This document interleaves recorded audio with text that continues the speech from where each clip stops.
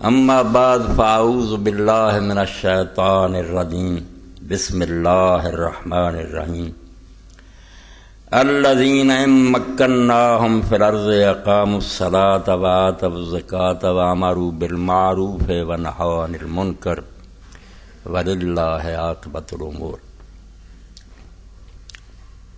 سامعین کرام، خاتم النبیین سید الاولین والآخرین حضرت محمد رسول اللہ صلی اللہ علیہ وآلہ وسلم کا اصل کارنامہ کوئی آدمی معلوم کرنا چاہے تو وہ دین و دنیا کا اختلاط ہے، دونوں کو اکٹھا کر دینا۔ یہ وہ کام ہے تاریخ آدم میں جو اس سے پہلے بھی نہیں ہوا اور تھوڑی دیر بعد ہی مسلمان بھی اس کو چھوڑ بیٹھے کہ دین اور دنیا کو حضور نے اکٹھا کیا۔ از کلید دین در دنیا کشاد۔ پہلے ایسے گروہ موجود تھے جو اللہ کو راضی کرنے کے لیے جنگلوں میں چلے جاتے یا خانقاہوں میں بیٹھ جاتے، دنیا سے لا تعلق ہو جاتے۔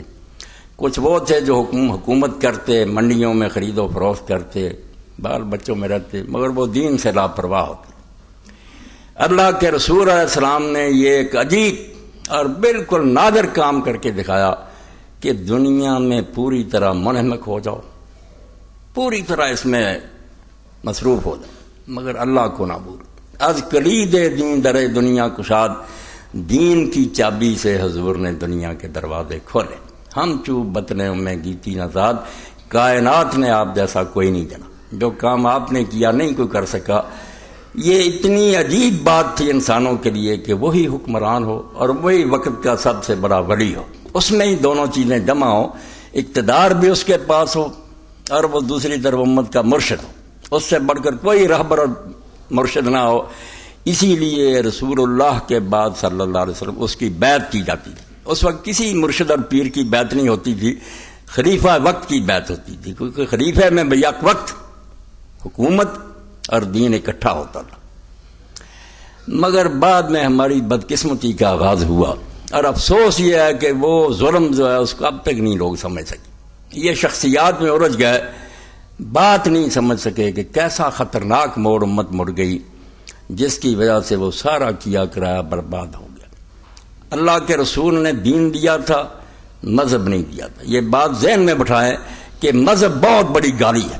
مذہب کا نام نہ قرآن میں آیا نہ حدیث میں۔ مذہب ہے ریلیجن اور دھرم، کہ عبادت خانوں میں جا کر اللہ کو یاد کرو، بھگوان کو سجدے کرو، کاروبار جیسے جی چاہے کرو۔ جیسے بڑے کاروباری لوگوں کے بارے میں آپ سنتے ہیں، وہ کہتے ہیں وہ میرا فرض ہے، یہ میرا کاروبار ہے۔ یہ دین و دنیا کو الگ کر لینا یہ مذہب ہے، دین و دنیا کی جدائی ہوئی۔ دین و دولت میں جس دم جدائی، ہوس کی امیری ہوس کی وزیر۔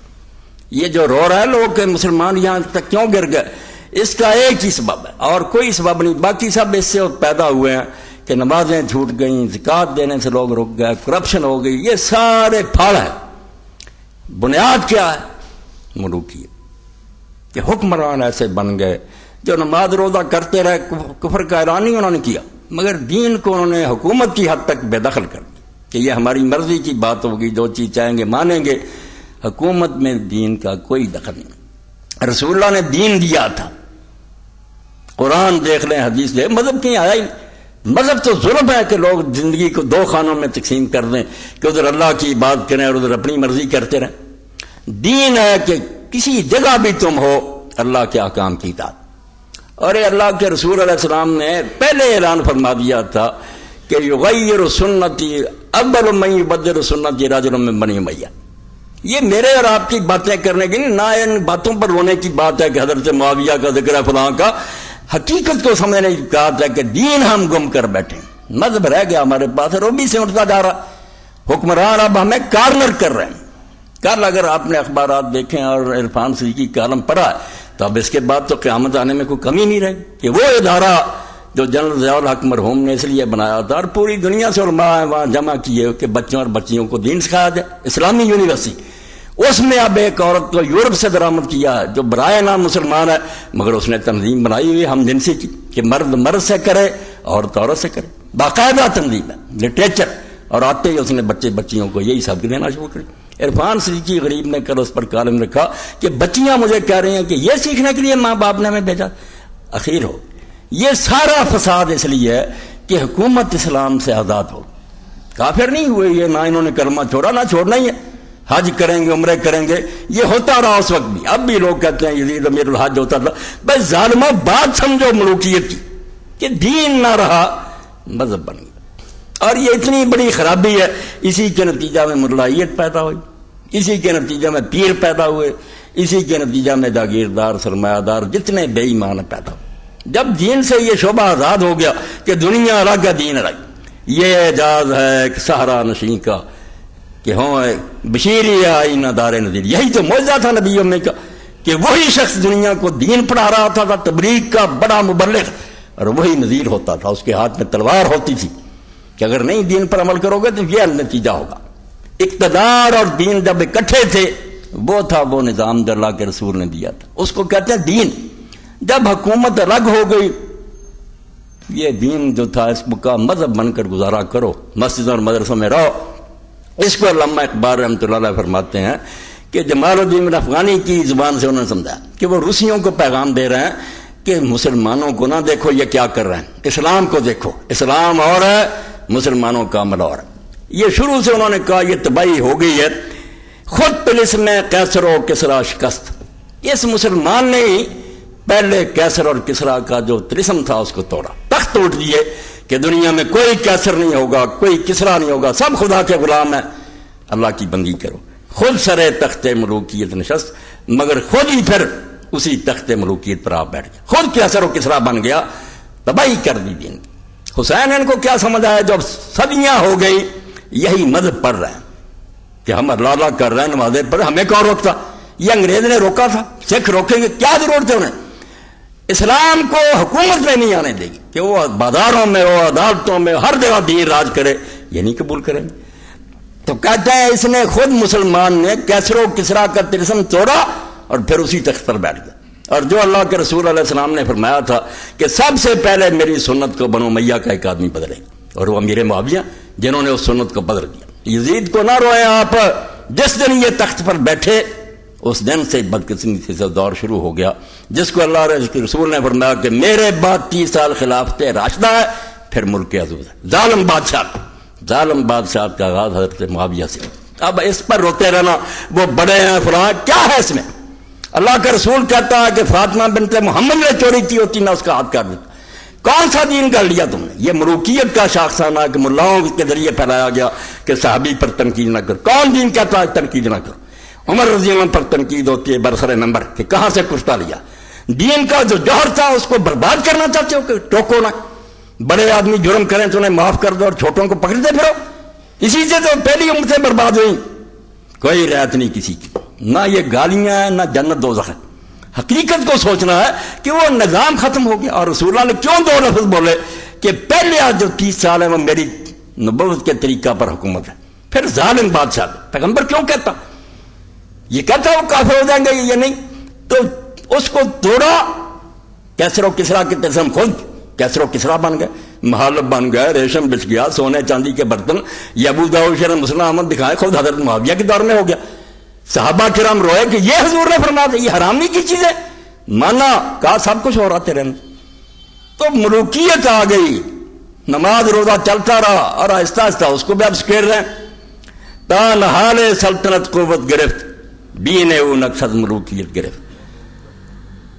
وہ کہہ رہے ہیں جمال الدین افغانی کہ روسیوں تم مسلمانوں کو دیکھ کر دین سے نہ بدل ہونا. ہم خود کہتے ہیں کہ جب حکومت کا پودا مضبوط ہوا، جب مسلمانوں کی حکومت پھیل گئی، بیڑا غرق ہو گیا کہ حکومت کا دائرہ وسیع ہو گیا. دین او نقصد ملوکیت گرفت، مگر رنگ روغن جو تھا وہ ملوکیت کا اختیار کیا. اور یہی ہے کہ جرمنی عالم نے کہا استنبول میں کہ حضرت معاویہ کی تصویر کہاں ملتی ہے؟ کافر نے. انہوں نے کہا کیا دلچسپی؟ کہنے لگے ان کے مجسمے بنا کر سویڈن میں، ناروے میں، بیلجیم میں، انگلینڈ میں، ہر ملک میں ہم اپنے چوکوں میں لگائیں گے. اس کا تو احسان ہی بڑا ہم پر. تو اہل حدیث عالم نے کہا علامہ رشید کیا احسان؟ اس نے کہا اگر ابو بکر عمر کا زمانہ دیکھ لیتے لوگ، یہاں سب اسلام کے جھنڈے ہوتے، یہ ملک بچتے ہی نہ، عیسائیوں کے نہ رہتے ہی. مگر جب انہوں نے دیکھا کہ صرف نام بدلتے ہیں یہ لوگ، نظام تو وہی ہے. کچھ امیر ہیں، محلوں میں رہ رہے ہیں، کچھ غریب ہیں، دھکے کھا رہے ہیں، کیا فائدہ ہے اس کو قبول کرنے کا؟ یہ ملک بچ گئے. خدا کے لیے دین کو دین سمجھنے کی کوشش کریں. اور 4-5 عالم اس دور کے جنہوں نے روئے کہ دین سمجھو یار، اس کو پھیلانے کی کوشش کرو. دین حجروں میں پڑھنے کی باتیں کہ جامعہ سلفیہ بند ہے اور یہ فلاں بند ہے، بس مولوی تیار کر دو مسجدوں میں بیٹھ جائیں. یہ حکومت کرنے کے لیے آیا، صرف ممبروں پر نہ بیان ہو، عدالت میں ججوں کے سامنے قرآن و سنت پڑھا اور ایک فیصلہ بھی اس کے خلاف نہ ہو سکے. پارلیمنٹ کوئی قانون منظور نہ کرے، صدر مملکت کی مجال نہیں کوئی آرڈیننس جاری کرے، وہ خدا حکومت کرے. 4-5 عالم میں حوالہ دوں گا اگرچہ وہ ماتوب ہے. بدقسمتی کہ یہ ملا جو ملوکیت کے ایجنٹ ہیں نا، انہوں نے ان کو بدنام کیا. اس دور میں صرف 4-5 کام کے بندے پیدا ہوئے ہیں جنہوں نے لوگوں کو جگایا، اور جہاں جہاں کوئی تبدیلی آ رہی ہے یا کوئی دین کے لیے جان دے رہا، ان کا ہی پروردہ، ان کے زیر اثر ہے. سید ابو الاعلیٰ مودودی ہیں. ابھی بچہ سنا رہا تھا کہ ایک عالم دین نے ان کو کہا، میں نے کہا آپ نے بتایا تھا کہ خلافت ملوکیت میں صحابہ کو بہت برا کہا گیا ہے، میں نے آپ سے کیا کر منگوائی ہے. یہ بچہ بالکل بے خبر تھا، لا کر دی پڑھی، یہ لے گیا سرخ پینسل کہ مولانا پڑھو اور بتاؤ اس میں کیا خرابی. کہنے لگے نہیں، ہم سے تو مولانا خان صاحب نے قسم لے لی تھی قرآن پر کہ مودودی کوئی کتاب نہیں پڑھنی. بتاؤ جو کتاب پڑھتے ہی نہیں ان ظالموں کو کیا حق ہے فیصلے کرنے کا کہ توہین کی گئی ہے. غضب خدا کا کہ پڑھنا ہی نہیں اور اپنی طرف سے فیصلے سنانے. اور مصر میں تھا سید قطب شہید رحمۃ اللہ علیہ، جس نے جان دے دی مگر کوئی قبول نہیں کیا. اس آخر وقت اس کی بہن کو علماء نے اور حکومت میں مجبور کر کے بھیجا، حالانکہ وہ بھی نہیں چاہتی تھی کہ بھائی کو بچائیں، وہ تو شہید ہونا پسند کرتی. مگر جب گئی تو قطب جو تھے رو پڑے، انہوں نے کہا بہن تو بھی آ گئی، شہادت نصیب ہو رہا، تو مجھے بچانے کے لیے آ گئی. اس نے بھائی کہا اگر لوگ مجبور نہ کرتے میں نہ آتا. اس بندے کو بدنام کر رہے ہیں، جاؤ اس کی اعلیٰ عدالت الاجتماعیہ پھر اسلام پڑھو، تمہیں پتہ لگے کہ اسلام کیا تھا اور کیا بن گیا. خدا کے لیے یہ مدرسے جانا، یہ یا دین پڑھائیں یا مذہب کی کوئی ضرورت نہیں. نماز روزے جانا یہ ہوتے رہیں گے، یہ بھی ختم ہو جائیں، کچھ نہیں بگڑ. دین قائم کرو کہ جہاں ہر شخص جو ہے وہ انشورڈ ہو، کسی کو انشورنس کی ضرورت نہ پڑے. اگر امیر ہو تو بیت المال کو پریمیم دو، حصہ دو، زکوٰۃ اور عشر. غریب ہو جاؤ گے تمہیں کیا فکر کہ کل کیا بنے گا، تمہارے قرضے بیت المال اتارے گا، تمہاری بچیاں پڑھائے گا. کیا اسلامی حکومت میں کسی کو پریشان ہونے کی بات؟ اس کو قائم کرو. خدا کے بندو، دین. سید قطب اور پھر تھے علامہ اقبال رحمۃ اللہ علیہ. 3-4 بندے جنہوں نے دین کو دین کی حیثیت سے پیش کیا. ورنہ ہم پڑھ رہے ہیں، انگریز آ گئے، دوسرے آ گئے، نمازیں پڑھو، تبلیغیں کرو. کسی کے ذہن میں وہ بات نہیں کہ یہ مذہب ہے. دین کے تصور سے خالی ہو کر تو مذہب کی باتیں کرتے، پوجا پاٹ کی کہ چند اخلاقیات اپنا رہو، پوجا پاٹ کرو. لعنت ہے جو ایسے مذہب پر دین ان کو مٹانے کے لیے آیا، وہ دین نافذ کرنا چاہتا جس میں ہر شعبہ زندگی خدا کے دین کے تحت. تو فرماتے ہیں کہ سلطنت بڑھ گئی. لوگ کہتے ہیں علاقے فتح کے، وہ کہتے ہیں بیڑا تو غرق ہو گیا. علاقے آتے رہے مگر رنگ حکومت کا کیا رہا؟ دین وہ نقشد ملوکیت گرفت.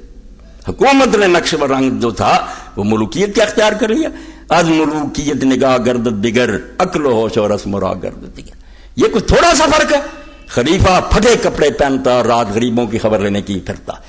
ملک جو ہے وہ اپنا عیش کرتا ہے، چند خوشامدی لوگوں کو بیت المال سے لٹا کر اپنا خوشامدی بنا لیتا، غریب مرتے رہتے. زمین و آسمان کا فرق ہو جاتا ہے کہ یہ ملک ہے، یہ خلیفہ. تو آج میں بجائے اپنی طرف سے کچھ کہنے کہ میں مناسب سمجھتا ہوں کہ ملوکیت پر پروفیسر یوسف سلیم چشتی مرحوم نے جو لکھا، علامہ اقبال کی کتاب ارمغان حجاز کی شرح کرتے ہوئے اس میں سے کچھ ایک بات پڑھو، وہی میرا خطبہ ہوگا. جیسے اچھے انداز میں اس نے میری بات کی ترجمانی کی، میں مناسب سمجھوں کہ میں بات نہ کروں. یوسف سلیم چشتی صاحب بولے کہ ملوکیت کیا تھی اور اس سے کیا بیڑا غرق ہوا. یہ جتنے مسائل تمہارے اندر اٹھے ہیں بیسے ہوئی ہیں کہ تقدیر کیا ہے اور انسان مجبور ہے، یا ساری حضرت معاویہ یزید کی شرارت. کوئی مسئلہ نہیں تھا دین میں، لوگ تقدیر بھی جانتے تھے اور تلواریں اٹھائی ہوئی تھی، جہاد کرتے تھے. کون مانتا تھا کہ تقدیر ہے اس لیے آرام سے بیٹھ جاؤ؟ انہوں نے بٹھایا. حضرت حسین رضی اللہ عنہ کو شہید کیا، مدینہ تو رسول کو برباد کیا، بیت اللہ جلا دیا. جب قیامت آئی مسلمانوں میں کہ کیا کر رہے ہو؟ مسلمان کہلا کر اب کوئی شے رہ گی جس کا تم احترام کرو گے؟ صحیح مسلم میں اٹھا لو، یزیدی لشکر نے بیت اللہ شریف جلا دیا، 3 دن مدینہ منورہ برباد کیا، مہاجر انصار قتل کر دیے سارے لوگوں کا. بولو جس نے بولنا، اور خاندان رسالت تباہ کر. تو یہ مسئلہ بنا دیا کہ نہیں ایسا ہی لکھا تھا، ان بیچاروں کا کیا قصور ہے، خدا نے ایسے ہی لکھ رکھا. اس پر امام حسن بصری نے کہا کہ قذب آداب، یہ خدا کے دشمن جھوٹ بولتے ہیں. اپنے جرم خدا کے منہ پر ملنا چاہتے ہیں. وہاں سے یہ بحث چل پڑی جبر و قدر دی. یہ سیاست نے چلائی ہے، ورنہ کوئی مسئلہ نہیں. تقدیر اللہ کے پاس ہے، کیا کیا نہیں ہماری ذمہ داری نہیں. ہم نے یہ پتہ کرنے چاہیں کیا لکھا، ہمیں جو حکم دیا گیا ہم وہ کریں گے. تقدیر جو ہوتی رہے. کہاں تقدیر کہتی ہے کہ لوگ ہاتھ پیر توڑ کر بیٹھ، انہوں نے بٹھایا کہ لوگ خاموش ہو جائے، چپ ہو جائے.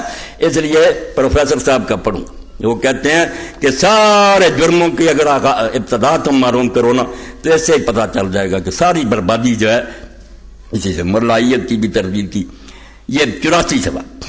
دوسری بات یہ ہے اسلام میں خلافت کا دور صرف 30 سال تک رہا. 41 ہجری میں خلافت کی جگہ ملوکیت قائم ہو گئی، یعنی عمرانی نظام کی حیثیت سے اسلام ہمیشہ کے لیے فنا ہو گیا. وہ دین جو تھا نا کہ زندگی کے کاروبار میں ختم، رخصت کر دیا اس کو. ہاں مذہب کی حیثیت سے ضرور باقی رہ گیا.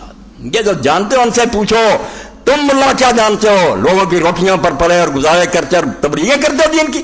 تمہیں پتہ ہی نہیں دین کیا ہے. دین اسی دن ذبح ہو گیا تھا جس دن معاویہ امت کے سربراہ بنے تھے. جاؤ جا کے حسن بصری رحمۃ اللہ علیہ سے پوچھو. فرماتے ہیں اس سے بڑا فتنہ کیا ہوگا کہ صحابہ موجود ہیں، انصار اور مہاجرین، عشرہ مبشرہ موجود ہیں، ان کے ہوتے تلوار کے زور سے حکومت پر آ گیا. ایک دن لوگوں نے ووٹ نہیں دیا، نہ کوئی بیعت کی، زبردستی حکومت پر قبضہ کر رہی اور اس کو دفاع کرتے ہو. تم خدا کا خوف کرو. یہ کسی کی بات نہیں کہ فلاں تھا فلاں تھا. اسلام کا رونا. اسلام دین کی حیثیت سے فنا ہو گیا. ہاں مذہب کی حیثیت سے ضرور باقی رہ گیا، یعنی روح تو 41 ہجری میں نکل گئی لیکن لاشا بے جان ابھی تک موجود ہے، جسے بعض مسلمان ممالک نے سینہ سے لگا رکھا اور بعض ممالک سینہ سے لگانے کی کوشش کر رہے ہیں کہ تھوڑا سا بناوٹی سا اسلام جاری کر دو، مدرسوں کی امداد کر دو، حج کر لو، یہ سونے کا دروازہ داتا دربار چڑھا دو لوگوں کو بیوقوف بنانے کے لیے. یہ میلاد النبی کی محفلیں ہو رہی ہیں. حکومت تو بڑی مومن ہے.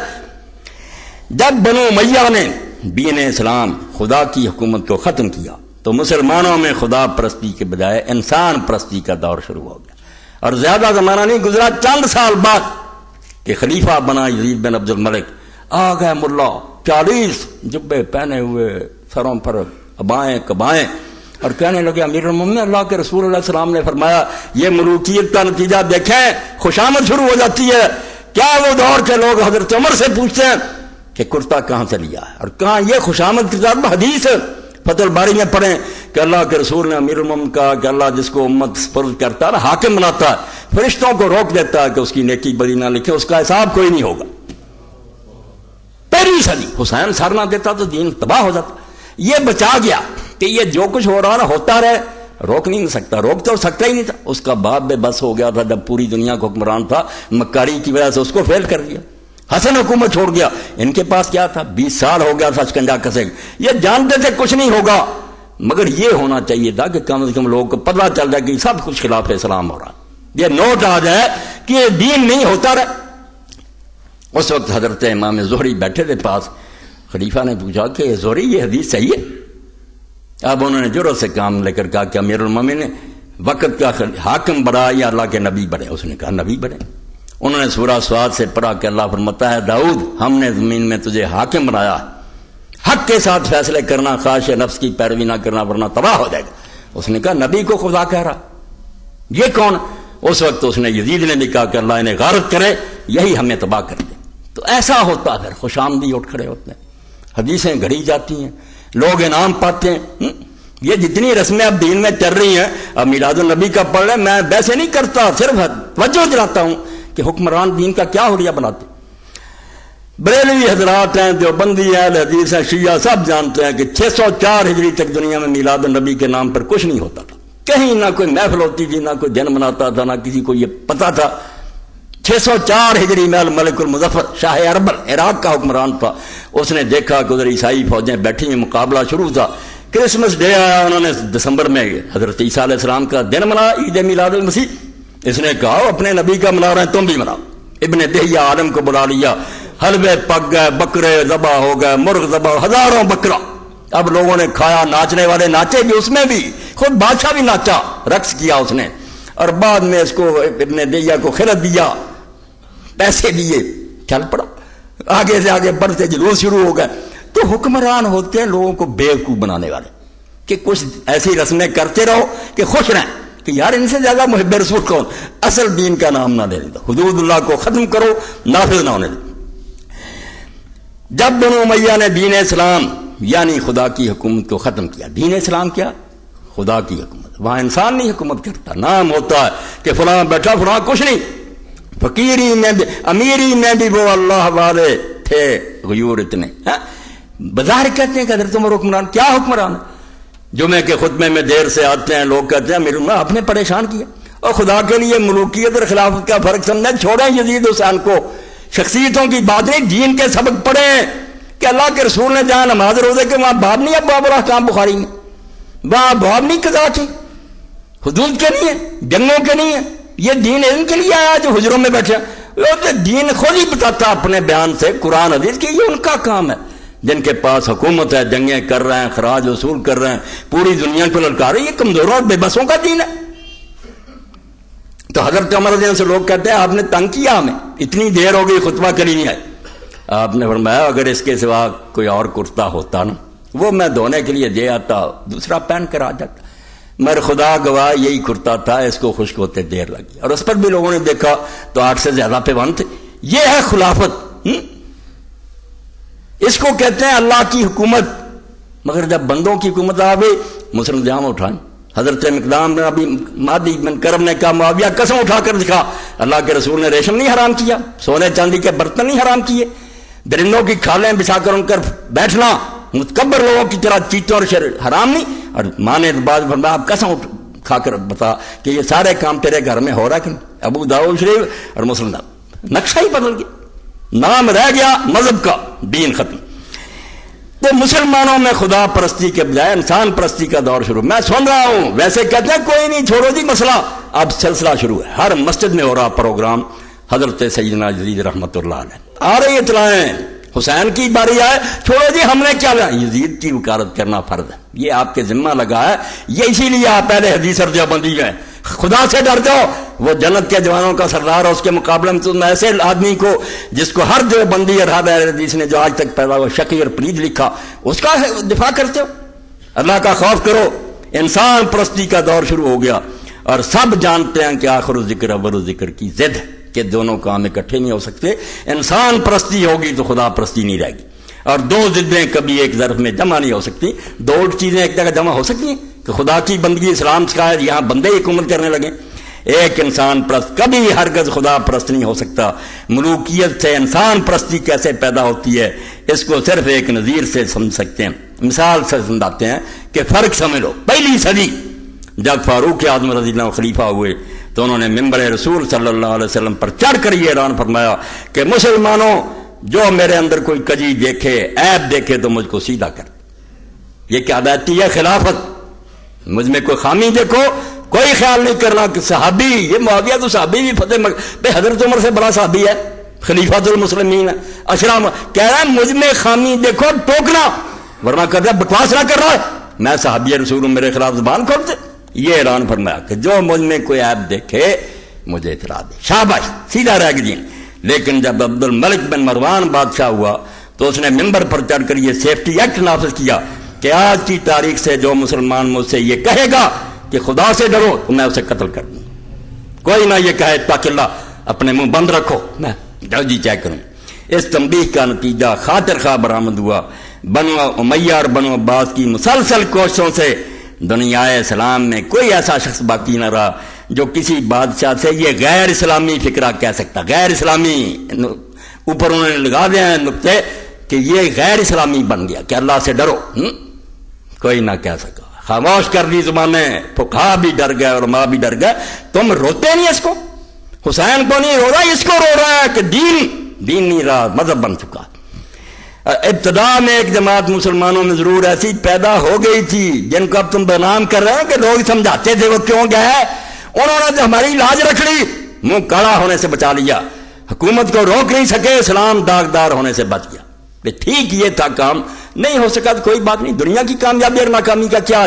سلطان ٹیپو شہید میں پھر کسی دن پڑھوں گا کہ دنیا کی کامیابی اور ناکامی کو مدار بناتے ہو سلطان ٹیپو مارا نہیں کیا، مگر کیوں اس کو سارے مانتے کہ وہ شہید تھا، سینہ تان کر مرا۔ اس نے کہا شیر کی زندگی ایک دن کی جاؤ گیدڑ کی 100 سال کی زندگی سے بہتر، اور تم دنیا کے نتیجے دیکھتے ہو کہ حسین شہید ہو گیا. فرماتے ہیں ابتدا میں ایک جماعت مسلمانوں میں ضرور ایسی پیدا ہو گئی تھی جس نے اسلام کو دین کی حیثیت سے انتظار کرنے کی کوشش. مسئلہ حکومت کی بات نہیں صرف کہ اس کو مذہب بننے دیا جائے یا دین بنایا جائے. چنانچہ اس نے انل حکم الا للہ کا نعرہ بلند کیا اور ایمان کی پوری طاقت کے ساتھ میدان میں آ گئی. بنو امیہ کا مشہور سپہ سالار محلب بن ابی صفرہ مقابلہ پر آیا. یہ محلب ساری عمر بنو امیہ کی خاطر نیک لوگوں کو قتل کرتا رہا. جس نے سر اٹھایا نا کہ شریعت کو قائم کرو, اس نے بے شمار مارے. ایک حسین رضی اللہ نہیں آئیں گے, ہر شہر میں 11 لوگوں کو مارا, لیکن پوری سلطنت کی پشت پرائی کے باوجود ان دیوانوں کو شکست نہ دے سکا. وہ عباسیوں کے دور میں چلتے رہے, مگر بدقسمتی سے خود اس مٹھی پر جماعت میں افتراق پیدا ہو گیا اور اسی وجہ سے انجام کار سرفروشوں کی اس جماعت کا خاتمہ ہو گیا. ہارون الرشید عباسی کے کارناموں سے سب سے زیادہ شاندار کارنامہ یہی ہے کہ اس نے اس جماعت کے آخری نام لیواؤں کو صفحہ ہستی سے مٹا دیا, جو یہ کہتی تھی کہ حکومت صرف اللہ کا حق ہے. مٹا دی کہ نہیں, اللہ کا حق نہیں, یہ بندوں کا. اس لیے مہدی کے فرزند کو مسلمانوں پر حکمرانی کا کوئی حق نہیں. وہ کہتے تھے یہ مہدی کا بیٹا ہارون الرشید کوئی حکومت نہیں کر سکتا, قرآن راج کرے گا. یہ مسلمانوں کا حق ہے کہ جس کو چاہیں خلیفہ یا امیر منتخب کر لیں. دیکھا اپنے ملوکیت کی اس کرشمہ سازی کو کہ ہارون اور اس کے پیشراؤں نے حکومت الہیہ کے دائیوں کو تلوار کے گھاٹ اتار دیا, لیکن کسی ملا یا پیر نے عبد الملک اموی یا ہارون عباسی سے یہ نہیں کہا کہ جناب وہ لوگ ٹھیک کہتے ہیں. یہ حلوے کھاتے رہے, حجروں میں بیٹھے رہے, ان کو جاگیریں بھی دیں, یہ دین کا بیڑا غرق کرتے رہے. فقہ کی کتابوں میں یہاں تک لکھ دیا. اب بڑے بڑے علماء سے میری بات ہوئی, ولی سے مر گئے. میں نے پوچھا کیوں ہدایہ میں لکھ دیا کہ خلیفہ وقت حدود اللہ پامال کرے, شراب پیے, زنا کرے, اس پر حد جاری نہیں ہو سکتی. کیوں لکھا؟ دین میں رہا تھا کہ وہ کرتا رہا, اس کو سزا نہ دیجیے. کہنے لگے نہیں, اس کا مطلب نہیں, ملوکیت کا دور تھا, دے نہیں سکتے تھے. ان کا مطلب یہ ہے کہ دینی چاہیے. میں نے کہا یہ جعلی آپ نے مطلب کیا, مگر ساتھ ہی پڑھ لیں. وہ کہتے ہیں کہ اگر قصاص کا معاملہ آ جائے کہ اس نے کسی آدمی کو قتل کیا ہو تو پھر اس کو قتل کیا جائے. میں نے کہا قتل ہونا منظور کر لے گا, وہ کون پیدا ہوگا جو اس کو قتل کر سکتا؟ مولانا کو جواب کوئی نہیں ہے. میں نے کہا یہ نہیں, ویسے اس کو رابطہ دے دیا کہ جو اللہ کی حدود ہے نا, شراب پینا, نماز چھوڑنا, زنا وغیرہ کرنا, یہ اس پر آپ کو کوئی سزا نہیں ملے. یا ہدایہ میں دیکھ, یہ ہو دار جس کا کہہ رہا ہے کوئی ملا پیر نہ بولا کہ کیا کر رہا ہے, اسلام کا مذاق اڑا رہے. اسلام نے حکومت باپ سے بیٹے کو ورثہ میں نہیں مل سکتی. اگر ایسا ہوتا تو فاروق اعظم رضی اللہ تعالیٰ اپنے بیٹے حضرت عبداللہ بن عمر کو نامزد فرما جاتے. بتاؤ, فاروق اعظم اور عبداللہ بن عمر اور معاویہ یزید ان کو پلوں میں ڈالو, فاروق اعظم کہاں؟ بیٹا ان کا کون سا ہے؟ صحابی رسول, عابد, زاہد, عالم, ہزاروں حدیثوں کا راوی, متقی. اگر حضرت عمر اس کو بناتے کیا اجرات تھا؟ امت کہتی تھی کہ بنا دو. حضرت عمر رضی اللہ عنہ نے کہا عبداللہ کو بناؤ. کیسے طریقہ سے؟ 2 جواب دیے. پہلے تو کہا کہ بنو عدی جو میرا قبیلہ, ان کے لیے یہی کافی ہے کہ میں ان میں سے حساب دے کر قیامت کو بری ہو جاؤں. اب میں اپنے خاندان کے اور کسی آدمی کو اس میں نہیں پھنسانا چاہتا. یہ تھی خلافت, اللہ کا خوف تھا کہ حساب دینا ہے. ادھر ہے کہ رشوت دو, لاکھ روپے عبد الرحمان بن ابی بکر کو, عبداللہ بن عمر کو. انہوں نے کہا ہم دین بیچے, اٹھاؤ حدیث کی کتاب میں, تاریخوں کی کیا ضرورت ہے؟ جو نہیں مانا ڈنڈے کے زور سے اس کو. ادھر حضرت عمر کو کہہ رہے ہیں لوگ, وہ کہتے ہیں یار میں اپنے خاندان کے لوگوں کو پھنسانا نہیں چاہتا. اور عبداللہ کے بارے میں یہ بھی کہہ دیا کہ اس کو خلیفہ بناؤ جس کو طلاق دینی نہیں آئی. حیض کے دنوں میں بیوی کو طلاق دے دیجیے, وہ حرام ہے. حضور کو پتا چلا, فرمایا طلاق واپس لے جب پاک ہوگی طلاق. اس کا حوالہ دیا, طلاق دینا نہیں جانتا, خلیفہ بن دے. یہ یزید سے بھی کیا گزرا تھا, توبہ کوئی شرم کرو. مگر وہ خلیفۃ المسلمین تھے, انہوں نے کہا نہیں بیٹے کو نہیں بناؤں گا. اس لیے آپ تخت و تاج سے دستبردار ہو جائیں اور مسلمانوں کو قرآنی تعلیمات کے مطابق اپنا امیر خود منتخب کرنے کا موقع دیں. اسی لیے اقبال ملا اور پیر دونوں کو ملوکیت کا معاون سمجھیں. دھوکہ نہ کھائیں, ملا پیر ایک ہی ہوتے ہیں, فوج کے ساتھ ہوتے ہیں, مارشل لا کے ساتھ ہوتے ہیں, لوگوں کو دھوکے دینے کے لیے بیان شان دیتے رہتے ہیں, پھر ساتھ ہی چلتے رہتے ہیں, کھاتے رہتے ہیں سب کچھ. یہ سچ ہے کہ بنو امیہ اور بنو عباس کے دور حکومت میں بعض علماء نے ملوکیت کے خلاف صدائے احتجاج بلند کی, لیکن بادشاہوں نے طاقت کے زور سے ان حق پرستوں کو اسی طرح ختم کر دیا جس طرح انگریزوں نے 1857 کے بعد ہندوستان کے حق پرست علماء کو ختم کر دیا. انگریزی دور آیا, جو بڑے علماء تھے جو کہتے تھے کیوں کافر کی حکومت قبول کریں, یا پھانسیوں پر لٹکا دیا گیا یا 20 سال کے لیے جزائر انڈمان بھیج دیے, کالے پانی میں مر گئے, باقی آرام سے ساتھ مل گئے, عہدے قبول کر لیے. اس دور میں بھی حضرت حسن کی اولاد سے اٹھے عبداللہ المیز کے بیٹے محمد نفس کیا، ابراہیم نفس رضیہ، امام ابو حنیفہ مالک نے ساتھ دیا. امام صاحب نے فتویٰ دیا کہ 50 نفلی حج کرنے سے بہتر ہے کہ ان کا ساتھ دو. اس ظالم مسلمان بادشاہ کے تختہ الٹو. بیچاروں کو بعد میں بھگتنا پڑا. وہ مدینہ کے قریب ہی شہید ہو گیا. ان کا مشہد وہاں ہے نفس ازکیہ کا، مدینہ سے باہر جہاں انہیں ذبح کیا گیا امام حسن کے بیٹے کو. مگر امام ابو حنیفہ مالک کی شامت آ گئی کہ تم نے کیوں ساتھ دیا. ان سے زیادہ کچھ دونوں اماموں سے جانتا تھا. اسی لیے علی میاں سید ابو الحسن ندوی تبریزی جماعت کی روح رواں لکھتے ہیں کہ مالک اور ابو حنیفہ کی رائے کو کیسے نظر انداز کر دیا جائے. یہ ابو احمد اور شافعی تو پیدا ہی بعد میں وہ جب ڈنڈا مسلط ہو گیا تھا. اگر یہ فتوے دے گا کہ ظالم حاکم کے خلاف نہ اٹھو تو یہ کیا فتوے ہیں؟ جو پہلے امام وہ کیا کہتے تھے؟ وہ امام حسین کے ساتھ تھے کہ کلمہ گو نہیں دیکھنا، بگڑا ہوا تختہ الٹ. مگر بیچارے کچل دیے. میری رائے یہ ہے کہ بحیثیت مسلمان قوم زندہ ہے. مسلمانوں کے زوال کا باعث صرف ملوکیت ہے جو 41 ہجری میں رائج ہو گئی اور مختلف عناصر اور متعدد عوامل کی بدولت مسلمانوں کی زندگی کا مدار علیہ بن گئی، چلی آ رہی. بس وہ کام چلتا آ رہا ہے، رکا نہیں، بند نہیں ہوا. آگے پڑھوں گا. پھر فرماتے ہیں کہ یہ جو تقدیر وغیرہ کے مسئلے چل پڑے، کہاں تھے یہ مسئلے؟ دین کا تھا 220 صفحہ. واضح ہو کہ تقدیر کا یہ غلط مفہوم مسلمانوں میں ملوکیت کی وجہ سے پیدا ہوا. آیتیں پہلے بھی پڑھتے تھے، حدیثیں پڑھتے تھے، بلکہ تقدیر سے مسلمان دلیر تھا کہ جو ہونا ہو کر رہے گا، ڈرنے گھبرانے کی بات. محنت نہیں چھوڑ دی تھی. جیسے اقبال ایک جگہ کہتے ہیں نا، میں نے پیر رومی سے پوچھا. وہ سوال جب اپنے ذہن میں ہے نا، رومی سے مثنوی سے جواب لے دیتے کہ یہ مسئلہ جبر و قدر کیا. انہوں نے کہا اقبال پر کبے کو بھی ملے ہیں، پر باز کو بھی ملے ہیں. کوا ان سے اڑ کر مردار کی طرف گیا، باز ان سے اڑ کر جا کر بادشاہ کے ہاتھ پر بیٹھ گیا. مسئلہ ایک ہی ہے. گئے گزرے مسلمان کاہل ہو گئے کہ جب سب کچھ ہونا ہی ہونا تو بیٹھ جاؤ. مسلمان جو تھے دلیر ہو گئے کہ چھلانگ لگاؤ، آگ میں مرنا تو مر جائیں گے، نہیں مرنا نا کچھ نہیں بنے گا. ان کو تقدیر نے شہباز کی طرح دلیر کیا تھا، ان کو کووں کی طرح سست کر دی. مگر یہ مطلب اس دور میں جاری ہوا. واضح ہو کہ تقدیر کا یہ غلط مفہوم مسلمانوں میں ملوکیت کی وجہ سے پیدا ہوا. جب بنو امیہ نے بندگان خدا کو اپنا غلام بنایا اور قرآن حکیم کے ہر قانون کی بے حرمتی بلکہ خلاف ورزی کو شعار زندگی قرار دیا، تو جن مسلمانوں نے ان کے اس غیر اسلامی طرز عمل کے خلاف صدائے احتجاج بلند کی، ان بادشاہوں نے علماء سو کی وساطت سے یہ نقطہ ان کے دماغ میں جاگزیں کر دیا کہ بنو امیہ بے خطا ہیں، جو کچھ کرتا خدا. مولویوں سے مال لی نا کہ سناؤ کیا کرتے ہو، حکومت کے خلاف اٹھتے ہو. بھائی اللہ کی طرف سے ہوتا اس کی مشیت یہی ہے کہ بنو امیہ ہم پر حکمران ہو. اللہ ہی چاہتا قل اللہم مالک الملک، وہ بادشاہ دیتا. اندازہ کرو وہی قرآن ظالموں کی حمایت میں استعمال ہو گیا. جب کبھی اسی کو پڑھ کر لوگ اٹھتے نا کہ بادشاہ اگر ان کو دیا کیسے ہو، کس طرح اللہ نے دیا، ہم اٹھیں گے ہماری مدد کرے گا، ان سے چھین لیں گے. وہ یہ مانا لیتے تھے. انہوں نے کہا نہیں، جس کو مل گئی ہے وہ فرعون ہے یا نمرود ہے، وہی ٹھیک ہے. بے شک اس وقت اسلام پر بہت برا وقت آن پڑا. یہ بھی مولوی کہتے کہ لوگ کہنا یار تم کیا وکالت کر رہے، اتنا ظلم ہو رہا. ساتھ ہی یہ بھی کہتے سنانے کے لیے بے شک اس وقت اسلام پر بہت برا وقت آن پڑا ہے، لیکن ہم کیا کر سکتے ہیں، انسان تو مجبور ہے. اس میں بھی خدا کی کوئی مسلط ہوگی کہ اس نے ان ظالموں کو ہم پر مسلط کر. جیسے آج کل ہمارے بہت سے دینی بھائی وہ کہتے ہیں حضور نے فرمایا جیسے تم ہو گئے ویسے حاکم ہو گئے. ہمیں سلانے کے لیے حضور کا نام استعمال ہو رہا کہ حکمرانوں کو کوئی برا کہتے نا، نہیں جیسے تم ہو گئے ویسے. بھئی ان کا قصور نہیں، جیسے ہم سے ویسے. بالکل جھوٹ بول رہے. یہ حضور نے بالکل نہیں فرمایا، جھوٹی بات ہے. مومنوں پر بھی کبھی ظالم مسلط ہو جاتے ہیں. اس میں بھی خدا کی کوئی مسلط ہوگی کہ اس نے ان ظالموں کو ہم پر مسلط کر دیا. غرض کے ان سلاطین نے مختلف طریقوں سے یہ غلط خیالات مسلمانوں کے دماغوں میں جاگزیں کر دیے. چل رہے ہیں. اب بھی سوال تقدیر کا ہی ہوتا رہتا کہ جو کچھ ہو رہا سب مشیت عزی کے مطابق ہو رہا. اس لیے اصلاح حال کی کوشش بیکار ہی نہیں ہے، بلکہ غیر اسلامی اور قرآنی تعلیمات کے خلاف بھی ہے. نہیں کوشش کرنی چاہیے. بھائی تم اللہ سے ٹکر رہتے ہو. شاید اللہ ہمیں بنو امیہ کے واسطے سے سزا دے رہا ہے، شاید اسی میں ہمارے لیے کوئی بڑائی مضمر ہو.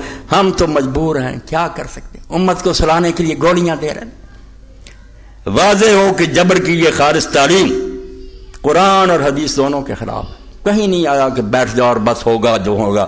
اللہ اور رسول صلی اللہ علیہ وسلم نے دونوں نے ہمیں عمل صالح بجا لانے کا حکم دیا، تقدیر پر بیٹھنے کا حکم دیا. اور اب بعد میں لکھتے ہیں مروکیہ ہے یہ ایک گروہ جن کے دربار بنے ہوئے ہیں، توبہ توبہ، حق کہنے سے اب میری زبان کاٹ دی جائے، روضے بنے ہوئے ہیں، گنبد بنے ہوئے ہیں، اولیاء ہیں، صوفیاء ہیں، کیا اب بھی تصوف کونسل بناتی کہ صوفیاء کا کلام پھیلاؤ؟ صوفی کیا کرتے تھے کہ لوگوں کو بھنگ پھیلاؤ، سلا دو ان کو کہ بھائی اللہ اللہ کرو، آؤ ہم سے ورد وظیفے سیکھو، یہ 10,000 مرتبہ پڑھنا، اب 10,000 مرتبہ پڑھتے پڑھتے دن ختم ہو جائے گا، وہ کب خبر لے گا کہ حکومت کیا کر رہی، دنیا میں کیا ہو رہا، حجرے میں بیٹھا من کے پھیر رہا۔ ملوکیت اور ملائیت کے علاوہ تیسری صدی ہجری میں غیر اسلامی تصوف بھی مختلف راستوں سے مسلمانوں کی سوسائٹی میں داخل ہو رہا۔ آپ حیران ہوں گے، سارا قرآن کھنگال جائیں، سارا حدیث کا ذخیرہ، جیسے مذہب نہیں نہ ملے گا تصوف اور صوفی نہیں ملے گا، اور لفظ صالح ہوں گے، مومن متقی صالح، صوفی نہیں آئے گا، تصوف نہیں آئے گا، یہ اسلام کا لفظ ہی نہیں، بالکل دین میں خام خواہ پودا لگا دیا گیا تصوف۔ اور پہلا صوفی بھی آپ حیران ہوں گے ابو ہاشم بنی امیہ میں سے تھا، اور پہلی خانقاہ جو تھانوی صاحب رحمۃ اللہ علیہ فرمایا رمضان نے کہا فلسطین میں انہوں نے بنائی، خانقاہوں میں گھس گئے۔ فقیرہ چوں بمسجد سب کشیرت، خدا کے لیے ان خطبوں کو حسینی دین کی بات سن کر نہ سنائیں، اللہ کے واسطے محرم میں مجھ سے یہ دین کا جو ہے نا نوحہ سن لیا گیا کہ دین کیا تھا اور کس طرح مذہب بن گیا۔ فقیرہ چوں بمسجد سب کشیرہ، جب فقیر تھے مسلمان مسجد میں صف باندھتے تھے، نماز گرے بان شہنشاہ حاضری، نماز اتنی قوت دیتی تھی انہیں، قرآن سن کر نکلتے تھے کہ اٹھ دو تخت ان کے، وہ جا کر بادشاہوں کے گریبان پکڑ لیتے تھے، تختوں سے اتار کر ادھر پھینک دیے۔ ولے چوں دل میں آنے سینہ افسرد، مسلمانہ بدرگاہ خزیلن، جب دل سینے میں سو گئے مردہ ہو گئے، مسلمان خانقاہوں میں گھس گئے۔ حضر اس فقر و درویشی سے جس نے مسلمان کو سکھا دی سر بدیری، فرماتے ہیں لعنت بھیجے فقیری اور درویشی پر جس نے مسلمانوں کو یہ سکھا دیا کہ جو کافر آ جائے اس کے سامنے سر جھکا دو، اور بدماشوں کے سامنے جھکنا سکھایا، غیرت چھین لی۔ غیر اسلامی تصوف بھی مختلف راستوں سے مسلمانوں کی سوسائٹی میں داخل ہو رہا تھا۔ ہزاروں شامی، انصاری اور لاکھوں ایرانی مجوسی اور ان کے علاوہ سینکڑوں یہودی، اشراقی، مشائی، فلسفی اور مختلف العقائد افراد اسلام میں داخل ہو رہے تھے۔ یہ لوگ رہبانیت اور ترک دنیا کے تصورات اپنے ساتھ لائے، جن مذہبوں سے آئے تھے وہاں یہی تھا کہ پوجا پاٹ اللہ کی کرتے رہو، باقی دندے کرنے دو حکومتوں کو۔ اور انہوں نے مصر، شام، عراق، خصوصاً کوفہ، بصرہ اور بغداد میں وہی خانقاہی نظام قائم کر دیا جو ان کے مذاہب میں مروج تھا۔ جب ہماری تفاسیر میں اسرائیلی اور غیر اسلامی روایات داخل ہو گئی، وہ کہتے ہیں خانقاہوں کو کیا روئے، جب قرآن کی تفسیر اور حاشیوں میں بڑھا دی روایتیں اسرائیلیوں کی، تو ہمارا تصور کس طرح غیر اسلامی اثرات سے محفوظ رہ سکتا تھا۔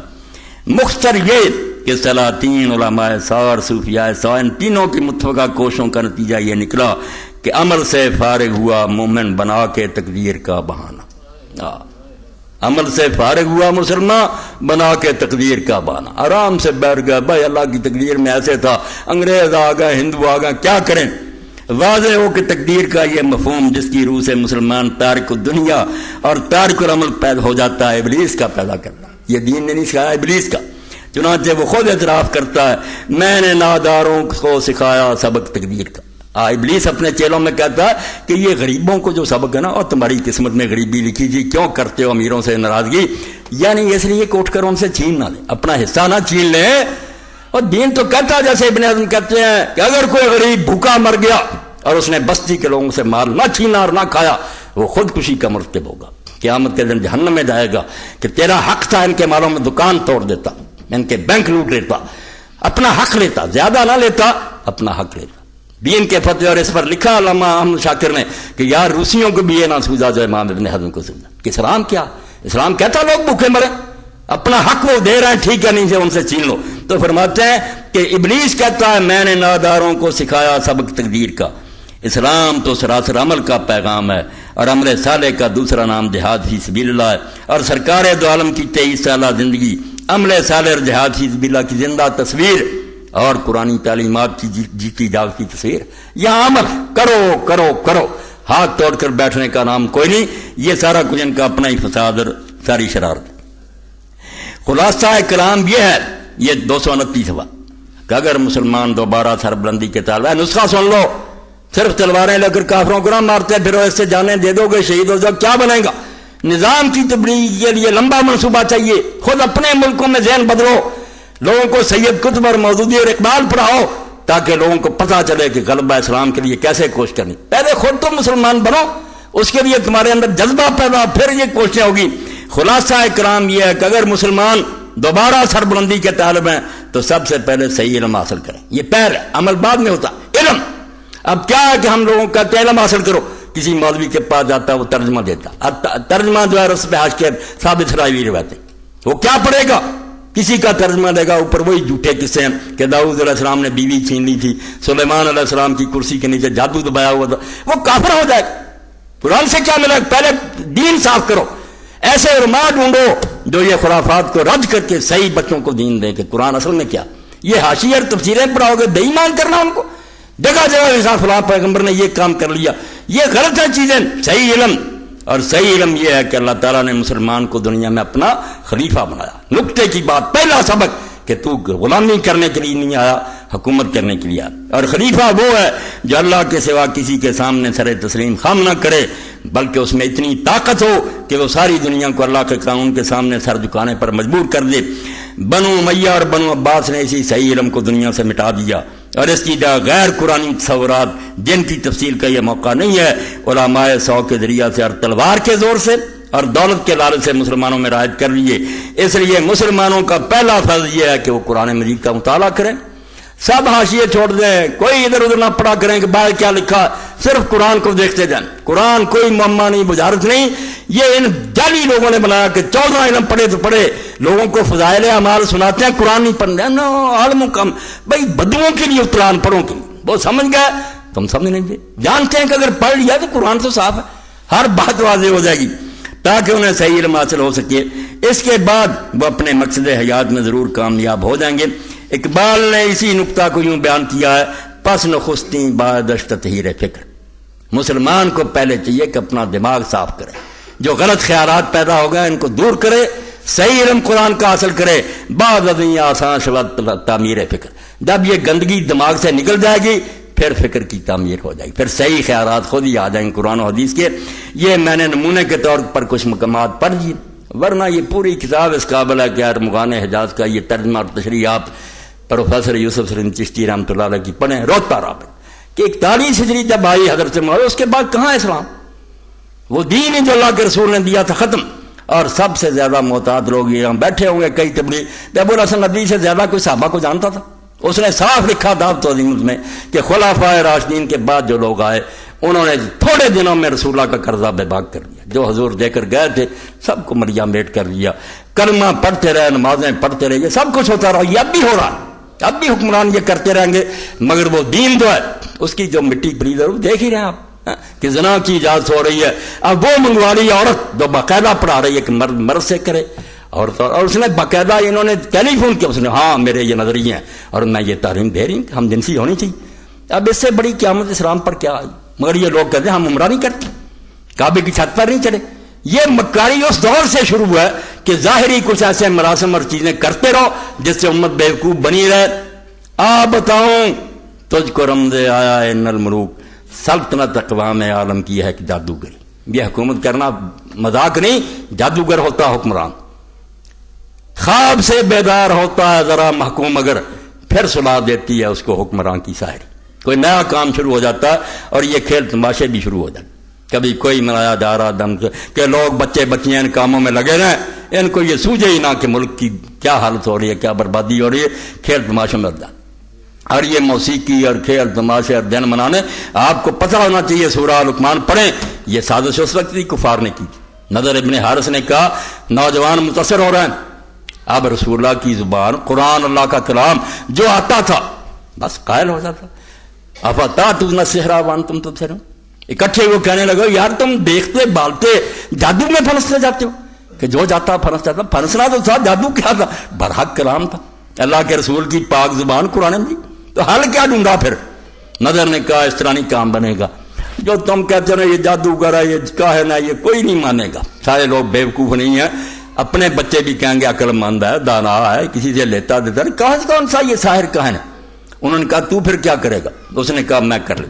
2 لونڈیوں کو اس نے ساز بجانے سکھائے, شراب بھی, اور خود ایران گیا اور وہاں سے اس نے اسفندیار کے رستم کے قصے لیے, عربی نظم میں ان کو نظم کیا. ان عورتوں کو دے دیا کہ جہاں رسول اللہ بات کریں تم ادھر میلہ لگا دیا کرو، سرنگیاں بجاؤ، شراب پلاؤ، نوجوانوں کو متوجہ کرو۔ قرآن نے اس بارے میں کہا وَمِنَ النَّاسِ مَن يَشْتَرِي اللَّهَوَ وَالْحَدِيثَ، یہ اللہ کے راستے سے بدلنے کے لیے کھیل تماشا شروع کری۔ تو کھیل تماشے آپ یوں ہی نہ سمجھیں کہ ریسیں ہو رہی ہیں، یہ بڑی سازش کہ نوجوانوں کو ان کاموں میں لگا دو، انہیں ہوش ہی نہ رہے کہ کیا ہو رہا ملک کے ساتھ۔ اب ساری دنیا کو پتا ہے کہ مہنگائی کا کیا حال ہو گیا ہے، ڈاکے کتنے پڑ رہے ہیں، سڑکوں پر روک کر DIG قتل ہو رہا ہے، مگر یہی ایران کہ بالکل امن ہے، حالت ٹھیک ہے، ہمیں بیوقوف بنانے کی ہے، ریس کراؤ، یہ کرو یہ کرو، پتنگ اڑاؤ۔ دیکھیں پتنگ اڑانے کے بعد ملک کا کچھ رکا ہوا کام، پھر بھی یہ کہ لوگ ہیں بیوقوفیوں میں لگے رہے۔ تو یہ پرانی چالیں ہیں خدا کے لیے، یہ سارے کرشمے ہیں۔ خواب سے بیدار ہوتا ہے ذرا محکوم مگر پھر صلاح دیتی ہے اس کو حکمران کی سائے۔ یہ ہے وہ 1400 سال کی داستان جو حسین اور یزید میں چھپی ہے۔ یہ دو بندوں کا نام نہیں ہے، دو نظاموں کا نام ہے کہ خدا حکومت کرے گا یا بندے آج سے راج شروع کریں، کرتے بندے ہی رہے ہیں۔ مگر امام حسین کی اس مہر کا صدقہ کہ مالک اور ابو حنیفہ نے بھی کہا کہ ٹھیک ہی ہے کہ کلمہ گو نہیں دیکھا جائے گا، اگر وہ حکمران فاسق فاجر ہوگا تو ہم اس کا گریبان پکڑ لیں گے اور تخت سے اتار کر اس کو پھینکیں گے۔ یہ نظیر، یہ سنت قائم رہ گئی۔ موقع ہے کہ اگر موقع آ گیا ہمارے سامنے مسئلہ تو ہے نا، اگر یہ مسئلہ نہ ہوتا تو 1400 سال میں ایک چھوٹے عالم نے نہیں، بڑے بڑے صاف لکھ دیا کہ مسلمان حاکم اگر کفر کا اعلان نہ کرے، وہ کہنا میں کافر ہو گیا، لوگوں کی بیٹیاں اٹھا لے، زنا کرے، شراب پیے، مار لوٹ لے، اس کے خلاف کوئی قدم نہیں اٹھایا جا سکتا۔ پھر وعد نصیحت کر سکتے ہیں، اس کی مرضی نہ، یہ موت مور لگی اور اس کا نتیجہ یہ ہوا کہ اسلام کا منہ کالا ہو گیا۔ حسین نے بتایا، علامہ جو صدر ایوب تھے انہوں نے اپنے زمانے میں کروکنگ کیا، یہ قدر معلوم ہوگی حسین کی۔ واقعہ سن لو، 126 اسکالر بلوائے، مسلمان بھی آئے، غیر مسلم بھی آئے، پڑھے لکھے، مصر شام کے، سعودیہ کے بھی تھے، پاکستان ہندوستان کے بھی۔ اب ایک مستشرقہ عورت تھی بہت پڑھی لکھی، یقین جانے ہمیں قرآن و حدیث کا اتنا علم نہیں جنا ان کافروں کو، بالکل ایک چیز اور کھنگال چھوڑی، جو ابھی تک مخطوطے ہیں چھپی نہیں کی، وہ بھی انہوں نے پڑھی، لے گئے مسلمان ملکوں سے لوٹ کر۔ اسی لیے ہمارے جو پڑھنے جاتے ہیں ان کا وہ برین جو واش کر دیتے ہیں، وہ تبھی کہتے ہیں کہ ملا کیا کہتے ہیں۔ وہ بڑے بڑے عالم سے ہمیں سمجھا یہ بیچارے معذور ہیں، ان کو کچھ نہیں کہا جاتا، جن سے پڑھے ہیں نا انہوں نے سمجھا دیا ان کو کہ مسلمان مولویوں کے پاس کچھ نہیں۔ اب وہ مستشرقہ جو تھی اس نے اسلام کے نظام سیاست پر لیکچر دیا اور یہ کہا کہ اسلام کا جو نظام حکومت ہے نا یہ بہت اعلیٰ، ایسا نظام کہیں نہیں ملتا کہ خلیفہ ایسا ہو، رعایا کے ساتھ یہ ہو یہ ہو، سب کو بیان کی۔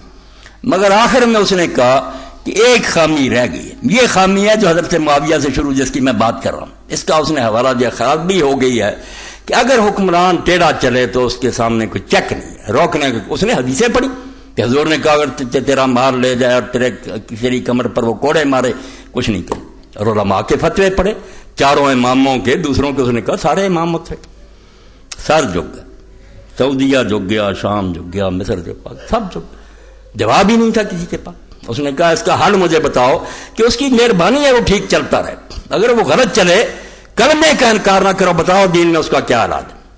اگر رعایا اٹھے گی اس کو ہٹانے کے لیے وہ دوزخی ہو جائیں گے، یہ باغی ہو جائیں گے، جہنمی ہوں گے، خلیفے کو رعایت کوئی جواب نہیں آتا۔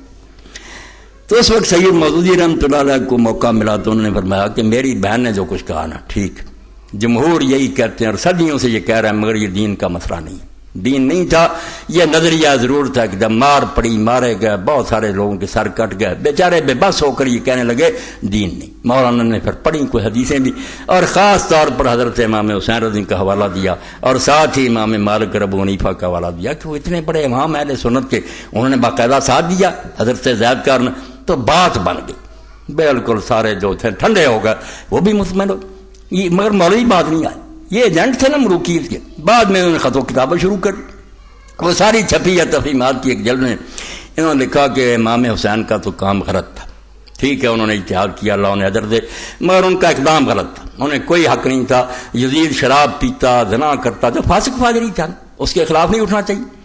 اور امام ابو حنیفہ کے بارے میں کہا کہ یہ شروع میں ان کے تھے خیالات، بعد میں وہی بعد آ گئے تھے، اب حنفی مسلک یہی ہے کہ خلیفہ ظالم ہو، فاسق فاجر ہو، ذرا نتیجہ دیکھ لے خدا کے لیے کہاں دین پہنچا کہ کچھ نہیں کر سکتے، میری بیٹی اٹھا کر لے جائے، دنیا قتل کر دے، مال لوٹ لے، کچھ نہیں کیا جا سکتا۔ یہ انہوں نے کہا، مولانا نے کہا یار میں نے لے دے کر یہ باتیں ڈھونڈی تھی، اور اس وقت اسلام کو بچایا تھا. اب تم کہتے ہو حسین جھوٹا تھا, ابو حنیفہ واپس آ گئے, تو سوال کا جواب تو دو نا. اس نے جو مستحکار کافرہ نے کہا ہے اس کا کوئی پھر جواب بھی ہے, یا باقی وہ ٹھیک کہتی ہے کہ یہ غلطی رہ گئی دین میں؟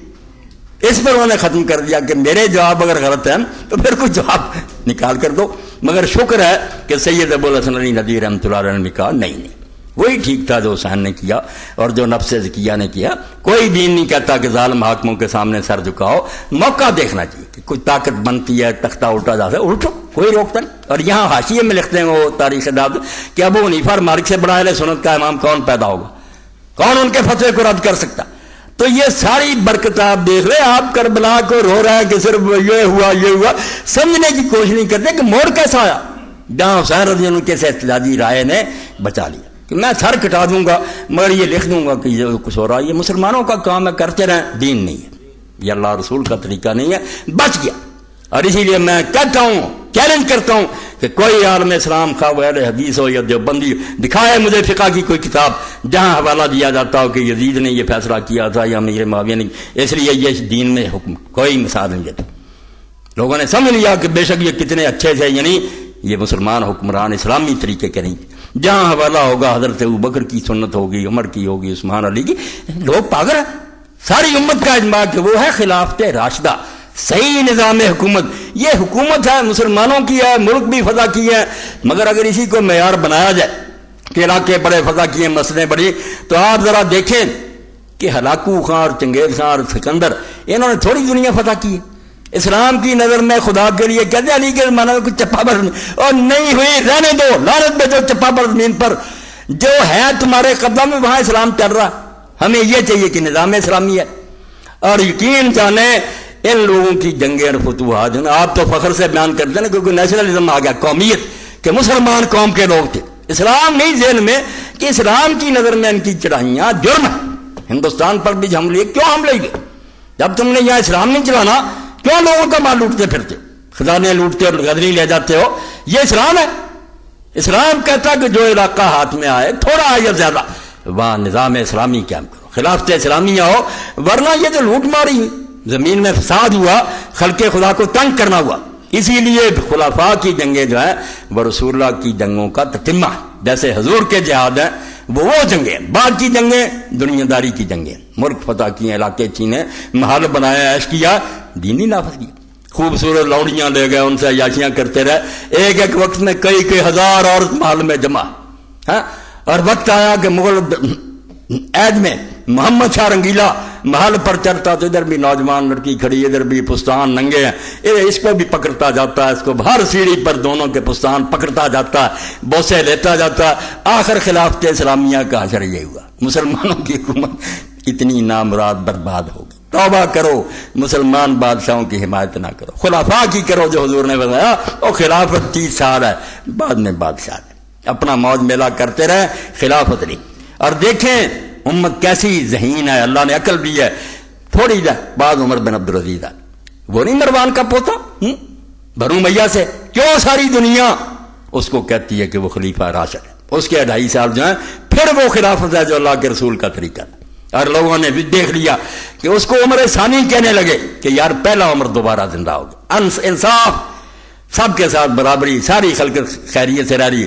تو ہم کسی کو پوچھتے نہیں کہ فلاں شخصی فلاں, بندے کے کرتوت دیکھتے. عمر بن عبدالعزیز کو امت خلیفہ گنتی ہے, حضرت معاویہ کو نہیں گنتی. یا میرے پاس کوئی کتاب جائے نے خلیفہ راشد لکھا, عمر بن عبدالعزیز کو مانتے, عادل تھا, متقی تھا, زاہد تھا, دین کے مطابق کام کیا. اب بھی یہی تمنا ہے, یہی آرزو ہے مسلمانوں کے سکتے, مرنا چاہیے تبلیغی جماعت اسرار صاحب کی. اگر خلافت اسلامیہ کے لیے کوشش کریں گے, نماز روزے کے ذریعے ادھر لے جاؤ. میں نہیں یہ کہتا کہ نماز روزے, بھائی نماز روزے سے آغاز کر کے ادھر لے جاؤ نا. آخری ٹارگیٹ کا حکومت لانی ہے اسلامی. اگر یہ سامنے نہیں تو یہ سارا دھندا بیکار ہے, ہندوؤں جیسی پوجا پاٹ ہے, دین نہیں ہے. دین ہے نام غلبہ اور اقتدار کا, اسی میں بلائی ہے انسانیت کی کہ ہوں ایک جنیدی اور اردشیری. جنید کو بھی لوگ جانتے ہیں, وہ سب کا بڑی ولی تھا, اور اردشیر کو جانتے ہیں کہ سب سے بڑا زبردست بادشاہ تھا. کہتے ہیں اقبال انسان اس وقت سکھ پائیں گے جب ایک ہی آدمی جنید بھی ہوگا اور وہی اردشیر ہوگا. حکومت بھی اس کی اتنی کہ امریکہ کانپے گا, اور دوسری طرف وہ ولی ہوگا جنید. یہ بندہ تخت پر آئے گا نا, پھر وہ خلافت اسلامیہ ہوگی اور حضور کا دور جو دوبارہ روشن اور چمکے گا، ورنہ ظالم عیش کرتے رہیں گے، ہمیں کچل کر رکھیں گے، یہ نماز روزے کی تبلیغ کرتے رہیں گے۔ وآخر دعوانا الحمدللہ رب العالمین وصلی اللہ تعالی علی خیر خلق محمد وآلہ وصحبہ اجمعین۔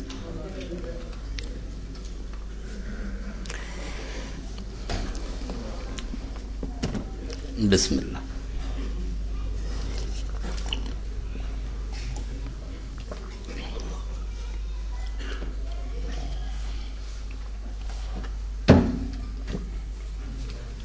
الحمدللہ۔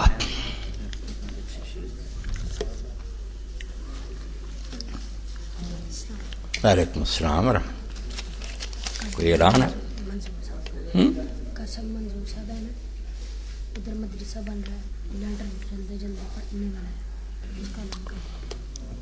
الحمدللہ وسلام علی عبادہ الذین اصطفی۔ یہ بچے نے یاد دلا دیا، یہ قاری منظور صاحب آئے تھے، 2 جمعے گزرے تو ان سے وعدہ کیا تھا جڑاں والا روڈ پر ان کا نا مدرسہ اور وہاں مسجد بن رہی ہے، تو اس کے لیے انہوں نے کہا تھا کہ میرے لیے اپیل کرنا۔ تو آج کا دن جو ہے نا پھر انہیں کے لیے اللہ تعالیٰ مہربانی فرمائے، کرم کرے تو مدد کر دو۔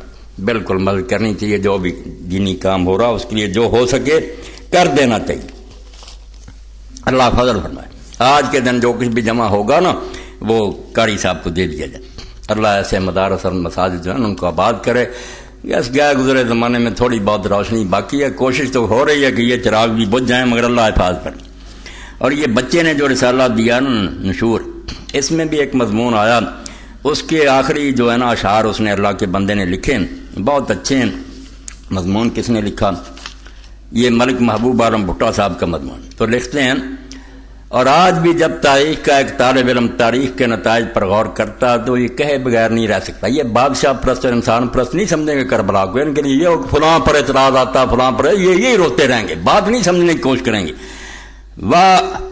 واہ حسین اب تک گل افشاں ہے تیری ہمت کا باغ، آندھیوں سے لڑ رہا ہے آج بھی تیرا چراغ، تو نے دھو ڈھالے جبین ملت بیضا کے داغ، تیرے دل کے سامنے لرزاں ہے باطل کا دماغ، شوق کا دل میں دریچہ بات کرنا چاہیے، جس کا تو آقا ہو اس کو ناز کرنا چاہیے۔ وہ جنت کے جوانوں کے سردار ہیں، ہمارے تو آقا وہی ہیں جن کے آقا شمر اور یزید اور ابن زیاد ہیں، وہ ان کے ساتھ چلے جائیں جہاں وہ جائیں۔ ہماری جو دعا ہے کہ اللہ ہمیں حسن حسین علی اور فاطمہ کے ساتھ جمع کرے۔ یہ اگر چاہتے ہیں یزید اور شمر کے ساتھ جانے، کون روک سکتا؟ جائیں، اپنا شوق پورا کریں۔ تو قاری منظور صاحب کے لیے بھی آپ مدد فرمائیں۔ اور ایک یہ ہے درخواست کہ چودھری ولی محمود انجینئر فیصل آبادی ایڈوائزر گورنر مدینہ منورہ مدینہ میں وفات پا گئے، انا للہ و انا الیہ راجعون و انا الی ربنا لمنقلبون۔ ان کے لیے دعا کر لی۔ چودھری محمد صاحب اپنے دوست ہیں، انشاءاللہ نماز کے بعد آپ نے صرف موضوع کتب شہید کا ذکر کیا، باقی 2-3 شخصیات اثر کا ذکر بھول گیا، بتا دیا میں نے کہ بس 3 تو یعنی نمایاں ہے نا۔ علامہ اقبال ہے، علامہ اقبال کو جنہوں نے شاعر سمجھا انہوں نے رسول اللہ سے فریاد کیا کہ اے اللہ کے رسول، میں تیرے سامنے ان کے خلاف مقدمہ لڑوں گا کہ انہوں نے مجھے شاعر سمجھ لیا۔ میں نے تو یہ سمجھ کر کے یہ شاعری سے بات سنتے جا رہے، ورنہ آپ جانے فلسفی حکیم دانا فقی محدث مفسر جو اس نے قرآن بیان کیا، ان ملاؤں کو کیا ہوا اس کی، مگر جنہوں نے ہاتھ ہی نہیں لگانا ان کو کیا پتا۔ تو ان کی سب کتابوں کا فارسی اردو جائیں، ان کی شرح یہ پروفیسر یوسف سلیم چشتی بہت قابل تھے۔ یہ مولانا تھانوی صاحب کے بھی عقیدت مند تھے، حاجی امداد اللہ رحمۃ اللہ علیہ کے مریدوں سے تھے۔ یہ شرح اگر مل جائیں تو پڑھنی چاہیے۔ ایمان کی روشنی میں صلی اللہ کے بندے نے سمجھایا کہ اقبال نے تو سورہ اسرافیل پھونکا، جیسے مردے اٹھیں گے اس طرح وہ جگا دیا امت۔ اور جہاں جہاں لوگ آ رہے ہیں روائے اقبال عربی میں اگر ملے اور اردو ترجمہ بھی خود اس کا کرا دیا، پھر سید ابو الحسن ندوی نے عربوں کے لیے لکھا، عربوں کو انہوں نے اقبال کے اشعار کے ذریعے بتایا کہ جاگنا ہے کہ اقبال پڑھو۔ یہ کیا ہے قومیت اور عرب نیشنلزم؟ اور اقبال سے سیکھو کہ مسلمان کا وطن ساری دنیا اور اس کا صرف ایک ہی آقا ہے محمد رسول اللہ صلی اللہ علیہ وسلم۔ اقبال پڑھیں، سید قطب شہید پڑھیں جو پھانسی پر لٹ گیا، حکومت کے سامنے جھکا، اتنا بڑا عالم۔ العدالت الاجتماعیہ پھر اسلام میں عدل اجتماعی اردو ترجمہ، یہ ضرور خدا کے بندو اس محرم میں میری سن لو کہ عدل اجتماعی پڑھو۔ کہ اسلام کون سا عدل دیتا ہے کہ ساری دنیا خوشحال، ہر غریب سخی؟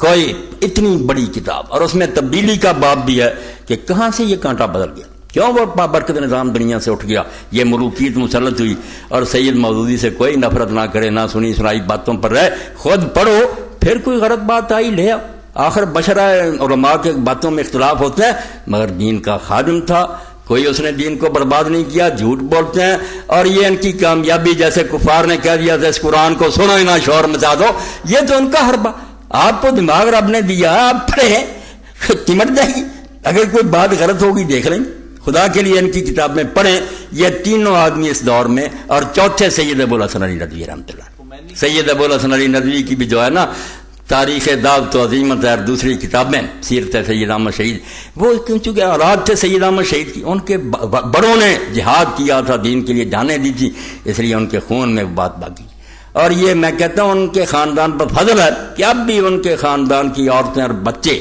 سب عالم ہیں، حافظ قرآن ہیں، بڑا بڑا دینی کام کر رہے ہیں، الباس الاسلامی اور دوسرے سارے ان کے بانجے بتیجے، یعنی سید احمد رحمۃ اللہ علیہ کا فیض اب بھی جاری، اس لیے ان کی بھی بے قدری نہیں کرنی کہ وہ تبلیغی جماعت میں تھے تو پھر کوئی بات نہیں، جہاں بھی دین کی خدمت کرتا، مگر ان کا ذہن کلیئر تھا، وہ ہمیشہ دعائی دیتے تھے کہ ایسا دین جس میں حکومت کا ذکر نہیں وہ کوئی بات نہیں، اس کا کوئی فائدہ نہیں۔ اکبر الہ آبادی کی زبان میں سن لینا چاہیے، نہ ہو مذہب میں گر زور حکومت، نچوڑ ہے میرے خطبے کا کہ اگر حکومت کے ساتھ، حکومت جو ہے نا دین کے ساتھ وہ نہیں، مسئلے رہ گئے مولویوں کے پاس، نہ ہو مذہب میں گر زور حقیقت، تو وہ کیا ہے؟ فقط ایک فلسفہ ہے، خیالی باتیں ہیں، ان کا نتیجہ کچھ نہیں ہوگا۔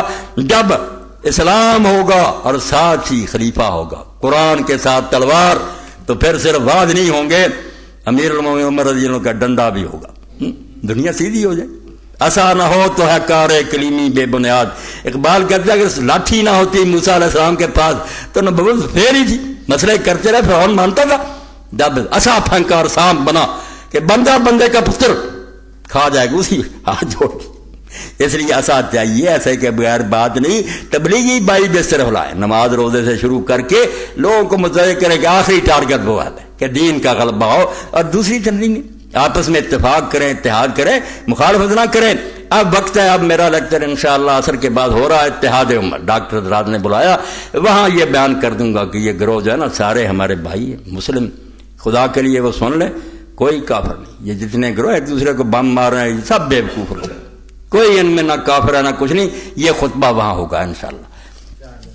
4 بھائی تحریک اسلامی کا اجتماع پرسوں بروز اتوار مرخہ 4:30 وقت 9:30 بجے شروع ہوگا، جیسے 15 روزہ ہوتا ہے اجتماع، 15 روزہ اجتماع ہوگا 9:30 بجے شروع، آ جائے پی ایم میں ہاؤس جو ہے نا جناب کالونی میں، وہاں وہ ڈاکٹر حضرات کی تنظیم ہے نا، تو 4 بجے انشاءاللہ یہاں سے چلے جائیں گے، وہاں وہ نماز اثر پڑھ کے پھر شروع کر دیں گے، سوال جواب بھی ہوں، لوگ پوچھیں گے۔ اس وقت جو ہے نا بڑا مسئلہ وہ یہی ہے کہ لوگوں کو سمجھایا جائے کہ یہ جتنے بھی فرقے ہیں نا، میں ڈنکے کی چوٹ کہتا ہوں، جیسے امام ابوالحسن اشعری نے ساری عمر مناظرے کر کے آخری کہا کہ میری یہ وصیت لکھ لو کہ یہ شیعہ اور یہ خارجی اور یہ ناسبی اور یہ بریلوی، یہ دیوبندی سب مومن، ان میں سے کوئی کلمہ کو کافر نہیں، یہ میرا عقیدہ ایمان، میں کہتا ہوں میرے جنازے کے ساتھ بھی اعلان کر دیا کہ کفر نام کی ان میں کوئی بات نہیں، کفر ہے کہ کوئی آدمی کہا میں نہیں مانتا کون ہے محمد، کہا ہے کہ اور اس کو کفر کہتے ہیں انکار۔ اگر وہ قرآن سر پر رکھتا ہے، حضور کے نام پر انگوٹھے چومتا ہے، وہ تو مجھ سے زیادہ دیوانہ، اگر اس کی بات غلط ہے تو بے خبری ہے میرے خیال میں کہ وہ سمجھ نہیں سکا، اس کو جہالت ناواقفی کہنا چاہیے، کفر نام کی کوئی شے نہیں۔ کوئی ایسا مسلمان ملے گا کہ آپ کہیں آیت سن، اور آپ یہ فرق دیکھ بھی رہے ہیں، کسی عیسائی ہندو کے سامنے ہم قرآن رکھتے پہلے اس کو منوائیں گے رسول اللہ سچا، بعد میں قرآن کی بات، یہ کیوں گروہ ایک دوسرے کو قرآن سناتے؟ پتہ انہیں بھی ہے کہ یہ سب مومن ہیں، قرآن کو مانتے ہیں، رسول اللہ کو اسی لیے حوالے دیتے، تو خدا کے لیے یہ تکفیر چھوڑ دیں، مسائل بے شک کریں، بتائیں کہ میرے خیال میں یہ صحیح ہے یہ غلط ہے، کوئی بات نہیں، مگر تکفیر جو جرم ہے، کلمہ گو کو کافر کہنا ہے، اس سے کہنے والا کافر ہو جائے۔ اللہم صلی علی محمد النبی الامی وعلی آلہ وصحبہ وبارک وسلم۔ اللہم اغفر للمؤمنین والمؤمنات والمسلمین والمسلمات الاحیاء منهم والاموات، تابع اللہم بیننا وبینہم بالخیرات انک مجیب الدعوات انک علی کل شیء قدیر۔ اللہم انصر الاسلام والمسلمین واخذل الکفرۃ والمشرکین، ربنا افرغ علینا صبرا وثبت اقدامنا وانصرنا علی القوم الکافرین، وصلی اللہ تعالی علی خیر خلقہ سیدنا مولانا محمد وآلہ وصحبہ اجمعین۔